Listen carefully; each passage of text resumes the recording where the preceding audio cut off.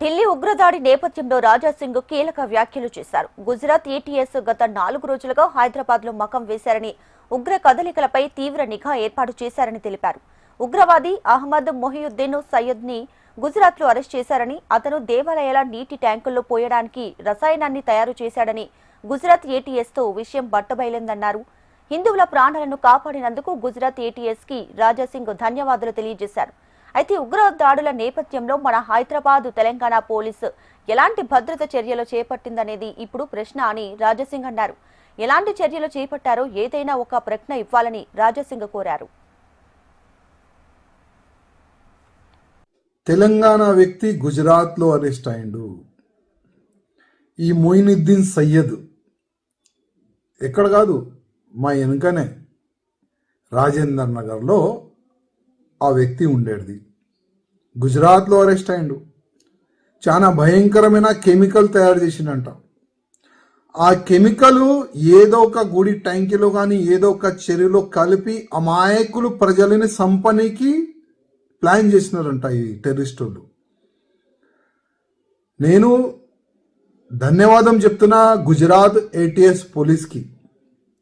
ఎందుకంటే ఈ టెర్రరిస్టుల్ని వాళ్ళు పట్టుకున్నారు, ఆ కెమికల్ కూడా స్వాధీనం చేసుకున్నారు. దాదాపు ఇప్పుడు కూడా 3-4 డేస్ నుంచి గుజరాత్ పోలీస్ తెలంగాణలో వచ్చి ముఖాం వేసుకొని కూర్చుంది. ఇంకా చాలా విషయాలు బయటికి రావాలే. ఎందుకు విషయాలు బయట పెడతలేదు నేను మా ముఖ్యమంత్రి గారికి అడుగుతున్నా.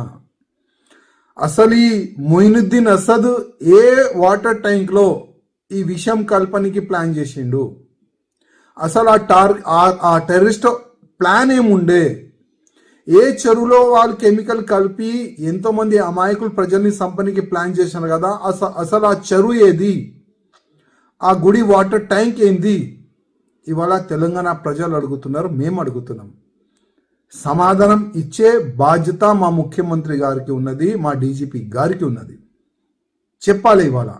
ఇంకా ఎంతమంది స్లీపర్ సెల్ తెలంగాణలో దాచి ఉన్నారు, హైదరాబాద్ పార్లమెంట్లో దాచి ఉన్నారు. అసలు ఈ మొయినుద్దీన్ అసద్ వెనుక ఏదైనా పొలిటికల్ సపోర్ట్ ఉన్నదా? ఎంఐఎం సపోర్ట్ ఉన్నదా? ఇట్లాంటి చాలా వరకు క్వశ్చన్లు రేజ్ అవుతున్నాయి. దానికి సమాధానం ఇచ్చే బాధ్యత మా ముఖ్యమంత్రి గారికి, మా డీజీపీ గారికి ఉన్నది. ఇంకా ఏటీఎస్ గుజరాత్ పోలీసు ఇంకా ఇక్కడెక్కడ సెర్చ్ చేస్తుంది. అసలు విషయం ఏంది? మీడియా ముఖంగా తెలంగాణ ప్రజలకి అడ్రస్ చెయ్యండి మా ముఖ్యమంత్రి గారికి మా ఒక నివేదిక. ఎందుకంటే ఇది చిన్న మాట కాదు. ఒక కెమికల్ తయారు చేసిండు మన హైదరాబాదోడు. ఆయనకి ఒకవేళ అరెస్ట్ చేయకపోతే ఎంత పెద్ద ప్రమాదం అయ్యేది ఒకసారి ఆలోచన చేయండి. చిన్న చిన్న పిల్లలు, ఎంతోమంది అమాయకులు ప్రజలు ఆ విషయం ఒకవేళ వాటర్లో కలిపి ఆయన రిలీజ్ చేస్తే ఎంతమంది చనిపోయేది ఒక్కసారి ఆలోచన చెయ్యండి. అందుకోసం మా ముఖ్యమంత్రి గారికి రిక్వెస్ట్ చేస్తున్నా, ప్రత్యేకంగా హైదరాబాద్ పార్లమెంటు గల్లీ గల్లీ సెర్చ్ చేయండి, కాటన్ సెర్చ్ చేయండి. చాలా మంది స్లీపర్ సెల్ మీకు హైదరాబాద్ పార్లమెంట్లో దొరుకుతారు. చాలా మంది టెర్రరిస్టు మీకు తెలంగాణలో దొరుకుతారు. ముఖ్యమంత్రి గారు, తెలంగాణ ప్రజల్ని కాపాడే బాధ్యత మీకు ఉన్నది.